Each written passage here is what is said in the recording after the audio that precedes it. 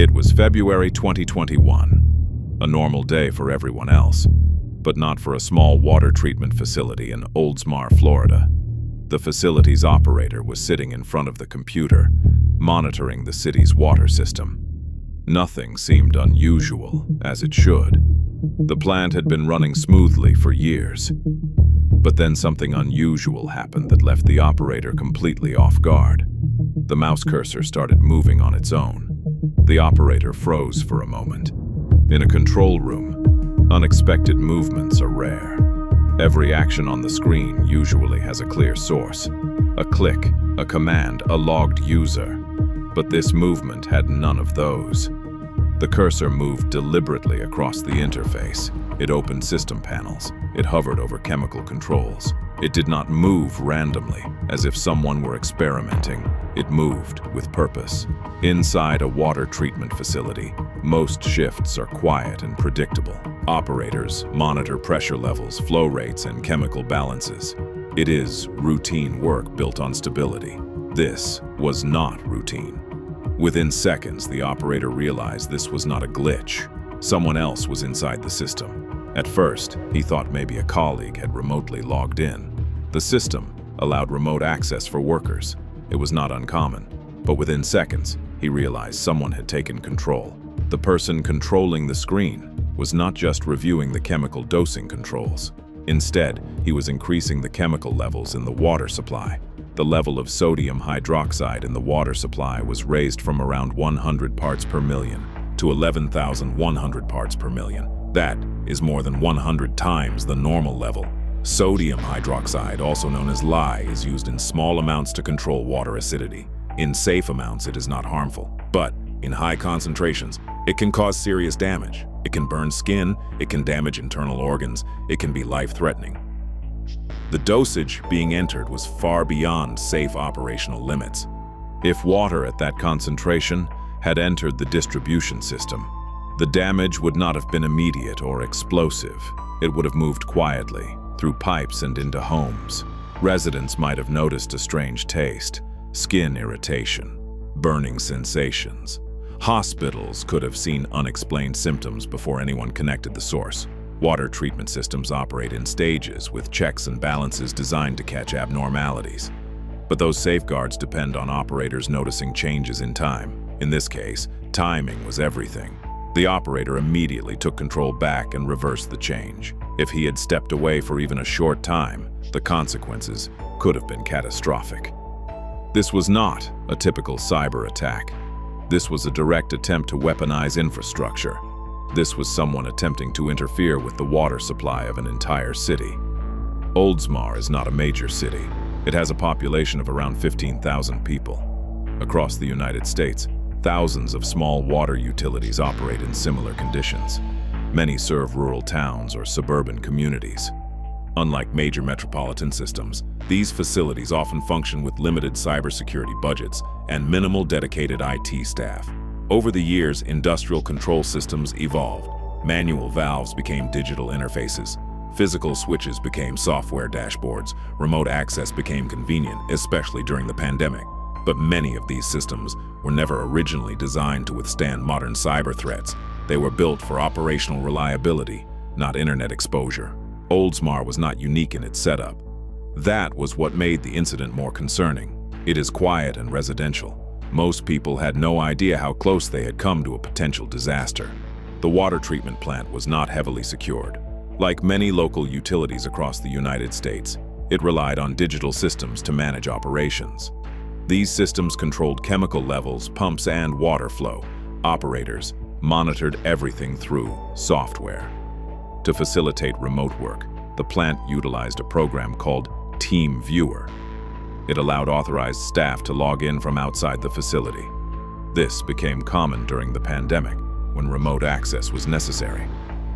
But the problem was not the software itself. The problem was security. Investigators later discovered that the remote access system lacked robust safeguards. Multiple employees shared the same password. There was no advanced two-factor authentication. The firewall protections were limited. In simple terms, if someone got the password, they could log in. After the incident, federal agencies, including the FBI and Secret Service, joined the investigation. Cybersecurity experts began reviewing logs and system records. They wanted to know how someone gained access and whether this was random or intentional. One possibility was that the attacker scanned the internet for vulnerable remote access systems. Many water plants and utilities across the country use similar setups. Some of them are not properly secured. It is not uncommon for small towns to rely on outdated systems because of limited budgets. The question was chilling. Was this an experiment or was it a test run? Investigators never publicly identified the attacker. Digital investigations can trace login timestamps, IP addresses, and session activity. But attackers often route connections through multiple compromised systems across different regions, masking their true origin. Each layer adds complexity and distance. Without clear attribution, officials avoided speculation. They did not confirm whether the intrusion was foreign or domestic. They did not classify it as terrorism or experimentation. The absence of answers left an uncomfortable reality. The vulnerability had been proven. The identity had not. No arrest was announced. The investigation eventually went quiet. That silence made the story even more disturbing. Because if one small plant could be accessed this easily, how many others were exposed? The Oldsmar incident forced national attention on water system security. The Cybersecurity and Infrastructure Security Agency released warnings to utilities across the country. They urged stronger passwords, two-factor authentication, and network separation between business systems and operational controls. Experts pointed out something alarming. Many critical infrastructure systems were designed years ago, before cyber threats were taken seriously. These systems were built for reliability, not security.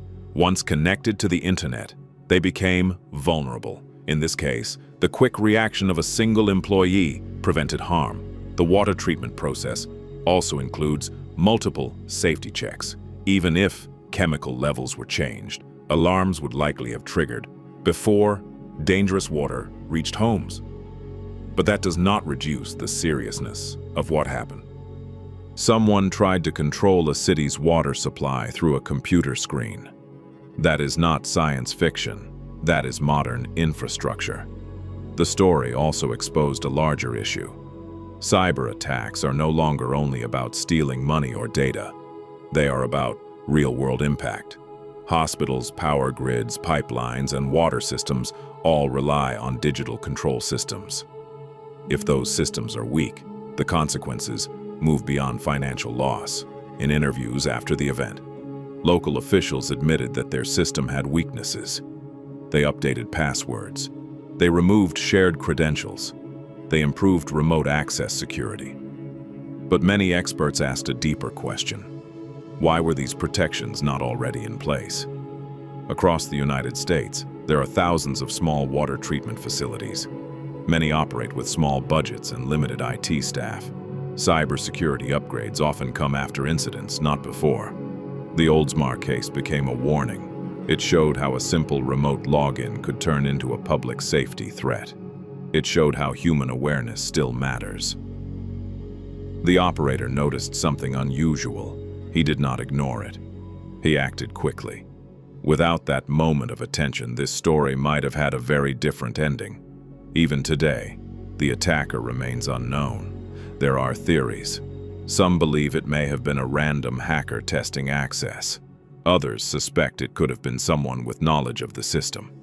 Officials never confirmed either possibility.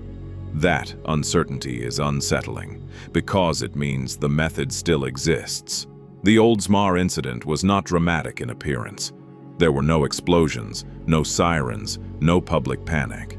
Most residents found out about it later through news reports. But in quiet control rooms across the country, the message was clear. Cybersecurity is no longer optional. It is tied directly to public safety. This case reminds us that infrastructure does not fail loudly. Sometimes it fails silently, through a password that should have been stronger, through a system that should have been updated. The hacker did not need advanced military tools. The attack did not require physical presence. It required access, and access was possible. In the end, the story of Oldsmar is not about disaster, it is about prevention. A city's water was protected because one person noticed a moving cursor and took it seriously. But the bigger lesson remains. If critical systems are connected to the internet, they must be protected like national assets. Because sometimes, the most dangerous attacks are the ones that almost happen. If you want to know how one hacker stole 160 million credit cards and still escaped, watch this video.